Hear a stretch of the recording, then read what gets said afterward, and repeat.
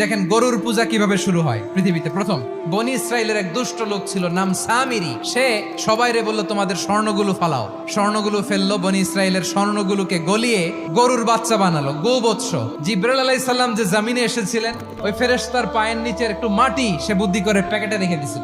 স্বর্ণ দিয়ে বানানো গোবৎস গরুর বাচ্চার গায়ে যখন সেই মাটি ছুঁড়ে দেয়া হলো, এখন বাছুরের ভেতর থেকে ভ্যাঁ ভ্যাঁ আওয়াজ আসতেছে। কি আসতেছে?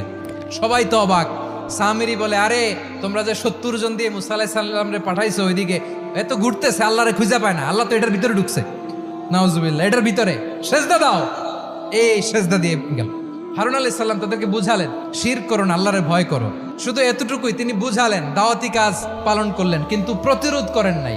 এই ঘটনা থেকে শিক্ষা কি?